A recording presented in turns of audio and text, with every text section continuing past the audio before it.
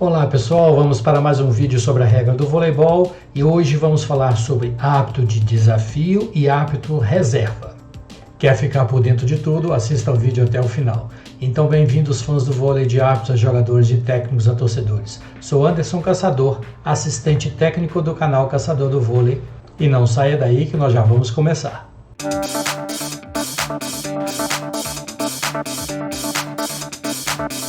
Pessoal, espero que todos tenham tido uma passagem de ano muito boa e o canal Caçador do Vôlei deseja a todos vocês um 2024 excelente, principalmente com muita saúde, paz e grandes realizações.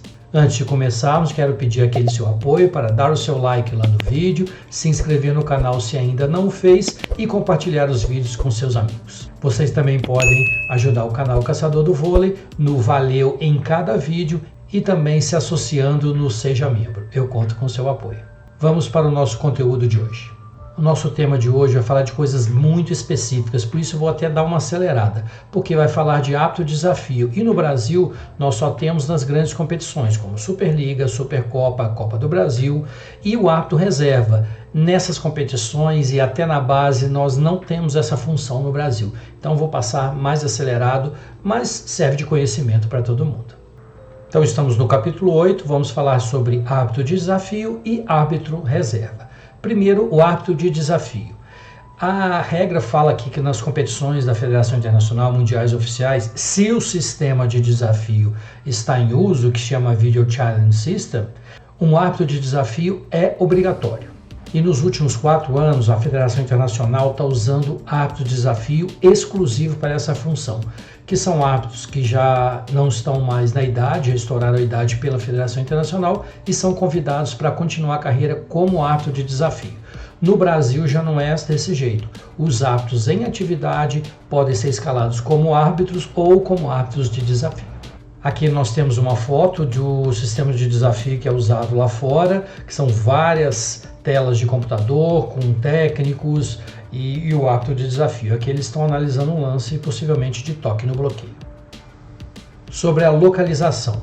O árbitro de desafio desempenha suas funções na cabine de desafio, localizando-se em uma posição separada determinada pelo delegado técnico da Federação Internacional de Vôlei.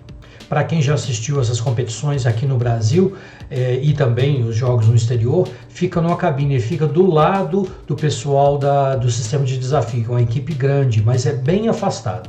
Já nos desafios no Brasil, não, geralmente fica no fundo de quadra, tá? Em alguns ginásios que não tem essa condição, eles ficam na lateral, mas é bem menos pessoas e bem menos equipamentos. Mas geralmente na Federação Internacional tem essa posição completamente separada. Quais são as responsabilidades do árbitro de desafio? A primeira, supervisiona o processo de contestação e garante que o mesmo decorre de acordo com o regulamento de desafio em vigor. Então o árbitro de desafio recebe informação via comunicador e também através do tablet para as competições internacionais e aqui no Brasil somente pelo comunicador. E ele recebe isso e vai identificar se houve aquela falta ou não houve a falta, faz todo o procedimento e depois passa a informação para a equipe de arbitragem se ocorreu a falta, se tocou no bloqueio, foi dentro, foi fora, e o resultado de vários tipos de desafio. A segunda responsabilidade que diz que o árbitro de desafio deve usar uniforme oficial durante o desempenho de suas funções. Sobre essa situação é igualzinho no exterior e aqui no Brasil. O árbitro de desafio tem que usar o uniforme que a arbitragem está usando. A terceira responsabilidade diz que após o processo de desafio, ele informa o árbitro sobre a natureza da falta. Isso nós já até comentamos, né? Que quando terminou o processo todo, ele informa para o árbitro se houve falta, se não houve falta e algum detalhe que pode ficar não muito perceptível no vídeo. E a última responsabilidade diz que ao final da partida, ele ou ela assina a súmula.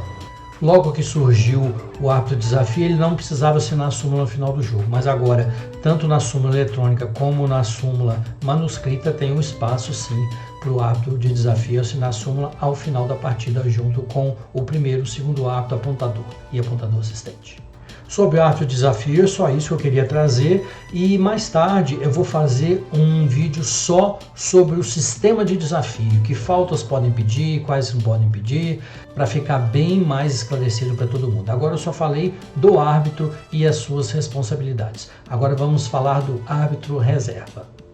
E a regra fala, para as competições da Federação Internacional de Vôlei, mundiais e oficiais, um árbitro reserva é obrigatório.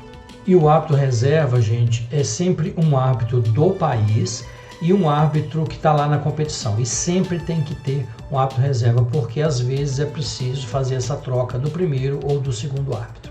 E como eu já falei uma vez para vocês, na Liga das Nações em 2021 em Rimini, em 3 partidas teve que ter substituição do segundo ou do primeiro árbitro e o árbitro reserva teve que entrar. Então, por isso que é sempre muito importante para que a partida dê continuidade o mais rápido possível. Sobre localização, o árbitro reserva desempenha suas funções localizando em uma posição separada determinada pelo layout da quadra da Federação Internacional de Vôlei. Com o layout antigo, gente, o primeiro árbitro, segundo árbitro e a mesa do apontador atrás do segundo árbitro, o árbitro reserva geralmente ficava ali do lado do apontador. Com esse layout diferente, com a mesa do apontador atrás do primeiro árbitro, o terceiro árbitro, que a regra nem está citando, fica ali do lado do apontador e o árbitro reserva fica totalmente separado e às vezes até junto com o pessoal da torcida no lugar reservado de 1 ou 2 cadeiras para poder sentar. Sobre as responsabilidades, o árbitro reserva é obrigado a usar uniforme oficial durante o desempenho de suas funções. Assim como o árbitro de desafio tem que usar uniforme oficial, porque inclusive ele pode ter que substituir o árbitro que está atuando e por algum momento, então já tem que estar pronto para poder atuar. A segunda responsabilidade diz substituir o segundo árbitro em causa de ausência ou no caso dele não poder continuar seu trabalho ou no caso do segundo árbitro se tornar primeiro árbitro. Então, como funciona o processo? Caso o segundo árbitro não possa continuar trabalhando, o árbitro reserva entra no lugar do segundo árbitro. Caso o primeiro árbitro não possa continuar trabalhando, o segundo árbitro vai para a posição do primeiro árbitro e o árbitro reserva vai para a posição do segundo árbitro. O terceiro item fala que é controlar as plaquetas de substituição, se estiverem em uso, antes da partida e entre os sets.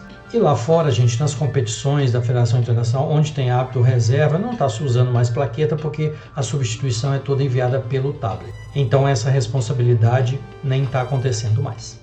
A quarta responsabilidade diz verificar o funcionamento dos tablets dos bancos antes e entre os sets se houver algum problema. E para os jogos da Federação Internacional fica um técnico para ver essa situação, mas o segundo árbitro pode também ajudar no caso de necessidade.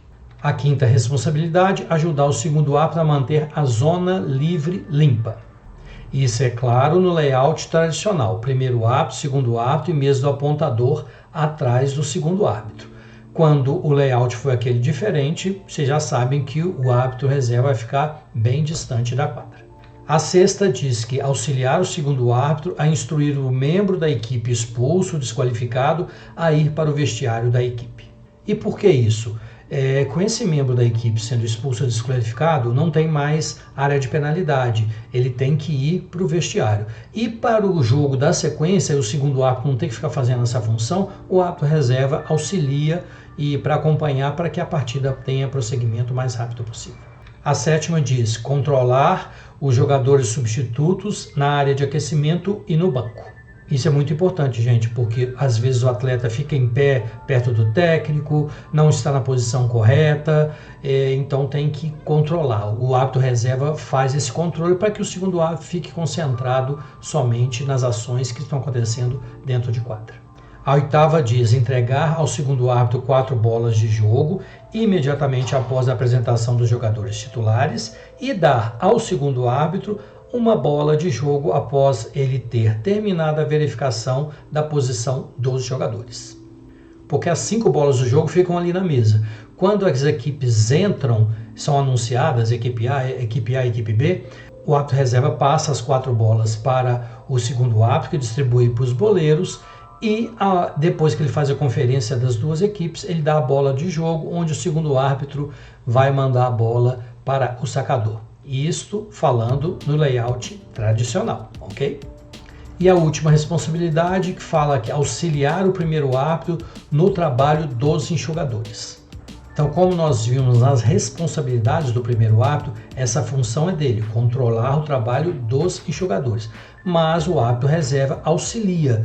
Por exemplo, um enxugador está muito lento, ou então está usando uma toalhinha só, então ele vai orientando, olha, faz isso, faz aquilo, entra por aqui, sai por ali e dá umas explicações caso o trabalho não esteja sendo feito corretamente. Pessoal, então era esse o conteúdo que eu queria trazer para vocês. Árbitro desafio, nós temos em algumas competições do Brasil, árbitro reserva nós não temos, então é totalmente novo. Então serve como conhecimento e quando tiver alguma competição, vocês vão sempre saber, tem sempre uma equipe de apoio para os árbitros que estão em quadra. Agora vamos para o quadro Homenagem do Dia.